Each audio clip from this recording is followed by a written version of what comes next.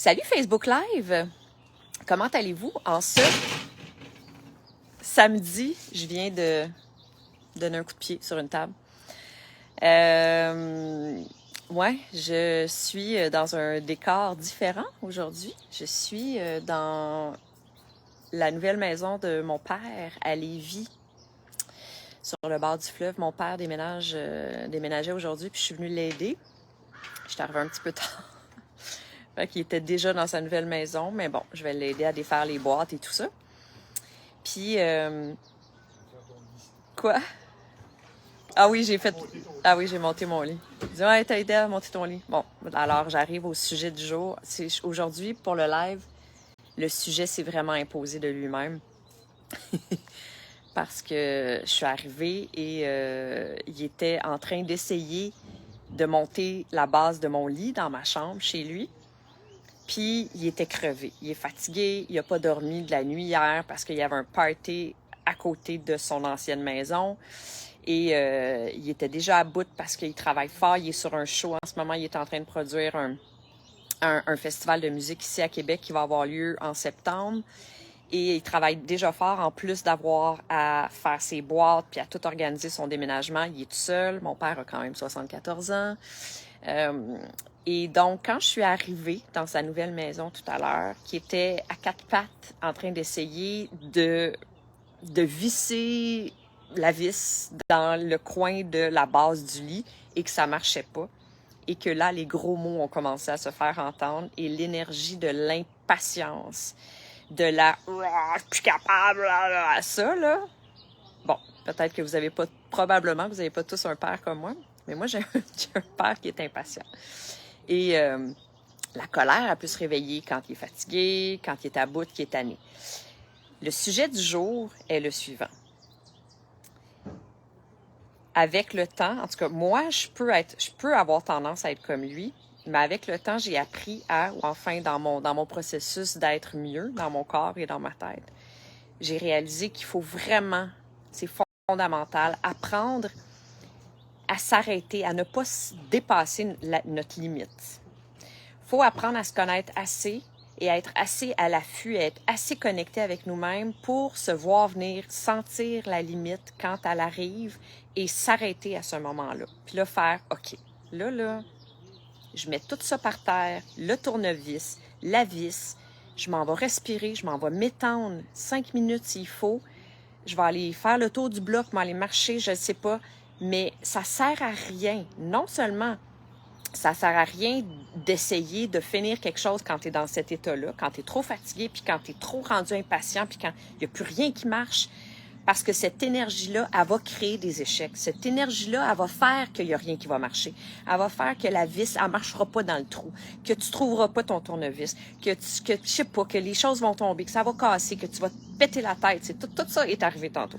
Se péter le genou, se péter la tête. Ouch! Tu sais, ça, là, cette espèce d'énergie de « Oui, mais tu sais, il faut que je continue parce que là, j'y arriverai jamais. Puis là, il faut qu'on dorme ce soir. Fait que ça prend un lit. Puis là, il faut que la base, elle soit montée. Puis là, puis je veux finir, puis je veux finir, puis je veux finir. » On va finir.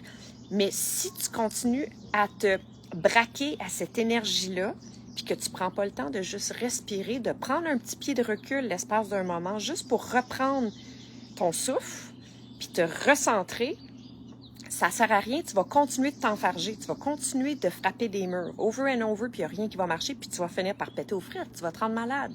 Ça n'a aucun bon sens, et c'est épouvantablement désagréable pour les gens qui sont autour aussi, parce qu'il y avait sa voisine qui était en train de l'aider quand je suis arrivée, et qui était zen, qui respirait profondément. Et moi, j'ai dit, je vais prendre la relève. J'ai déjà vécu ça plusieurs fois, je sais c'est quoi, je vais gérer la chose.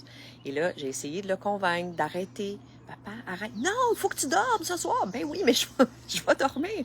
On va le faire, on va le monter le lit juste comme dans 15 minutes. C'est pas, il y a pas le feu dans la maison, là.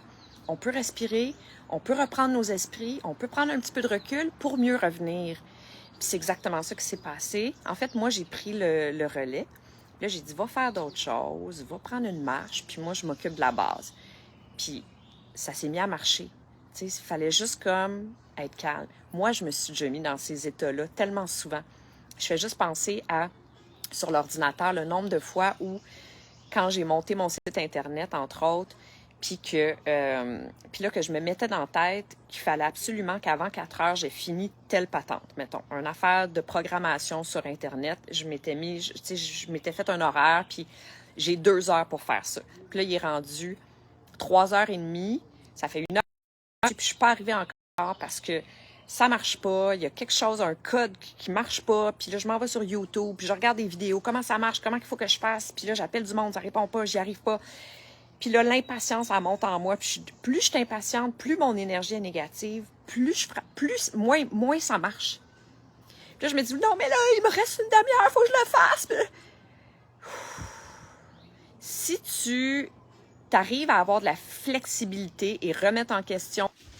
Ah là là là là. Bon, j'ai changé de décor parce que là, Internet m'a laissé tomber. Ouais, fait que c'est ça que je disais. En fait, mon conseil du jour, c'est tout simplement d'essayer d'avoir la sagesse de s'arrêter quand on sent que là, on est en train de rentrer dans une zone malsaine pour notre santé globale, autant physique qu'émotionnelle. Être capable d'être assez connecté, d'avoir assez de flexibilité dans les deadlines qu'on s'est imposés à nous-mêmes ou je sais pas, peu importe, les projets qu'on s'est imposés, puis d'être capable de repenser ça si on arrive dans un état où là, ça marche plus, là, parce qu'on est trop fatigué, on est rendu trop impatient, puis tout ce qu'on essaye fonctionne pas parce qu'on est dans cet état-là. Puis au lieu de pas entendre là, ce que notre corps est en train de nous dire, puis ce que la vie est en train de nous dire, de juste prendre du recul, laisser tomber là, pour le moment. Tu y reviendras quand tu vas être plus reposé, quand ta tête va être mieux alignée, tu sais. Ben, c'est ça. C'est juste de ne pas s'emmener trop loin dans cet état-là. De ne pas aller à l'encontre de ce que l'univers ou la vie, elle essaye de nous dire. Et Dieu sait que j'ai donné là-dedans. De faire comme si j'entendais rien parce que j'étais tellement obstinée, j'ai tellement la tête dure que je m'étais donné un deadline, je m'étais dit, il faut que je fasse ça aujourd'hui. Puis si j'y arrivais pas, là, je me disais, non, ça marche pas, je serai pas fière de moi, je vais être fâchée contre moi parce que j'ai pas fait ce que j'étais censée faire. Il y a des choses plus importantes, OK? Fait que c'est ma santé, c'est ma santé physique, c'est ma santé mentale et il faut que je priorise ça. Puis là, je suis rendue là, je suis capable de le faire. Et je parle de ça aujourd'hui, je vous le répète parce que, ben, c'est ça, je suis chez mon père déménageait aujourd'hui, je suis arrivée à Lévis dans sa nouvelle maison, il venait d'arriver, les déménageurs venaient de partir, puis il était en train d'essayer de monter ma base de lit, ça marchait pas. Il était dans un état, et pourtant mon père, c'est vraiment quelqu'un qui est très dans la croissance personnelle, il est très dans, tu sais, essayer d'être mieux, dans les prises de conscience, bon, tout ça. Mais là, il était trop loin, il voyait plus clair. Il s'est emmené trop loin. Puis la fatigue, ça aide pas non plus, faut dire, là. Alors, morale de cette histoire, il faut se prioriser, il faut se mettre au-dessus de notre liste, au top de notre liste, en haut de toutes nos deadlines, nos projets, tout ce qu'on veut faire, en haut de tout, en haut de toutes les autres aussi, parce qu'on peut pas bien aimer, on peut pas être agréable pour les autres, on peut pas bien s'occuper des autres. Puis je parle autant de nos enfants si on s'occupe pas de nous avant. On peut pas bien s'occuper de nous, des autres, c'est-à-dire, ni de la vie, des relations, de notre métier. On peut pas être efficace et bon et bien nulle part si on n'a pas pris soin de nous au départ. Alors voilà, c'est juste ça. Fait que sur ça, ben, on respire, on prend une grande respiration, puis ouais, on respecte notre rythme. Et demain, ben, je vais essayer de faire un live avec lui. J'ai déjà le sujet, d'ailleurs. En fait, j'aimerais ça parler des émotions, surtout des émotions des hommes. Ouais, je vous en dirai pas plus, mais c'est un sujet qui est vraiment super intéressant. C'est pas un sujet qu'on parle beaucoup, puis je pense qu'on pourrait avoir une discussion super intéressante, mon père et moi, là-dessus. Alors, je vais essayer de le convaincre, puis possiblement que ça va être un live double demain soir. Alors, voilà. Bon, je me suis fait attaquer par un bourdon. Voilà. Non, elle n'est pas stressée, Émilie, du tout, du tout. Regardez, le fleuve est derrière moi. Bon, on le voit pas très bien, mais c'est ça. Merci d'avoir été là. Bon... Ah non, on n'est pas samedi, on est vendredi. Bon vendredi soir, tout le monde, et à demain. Bye!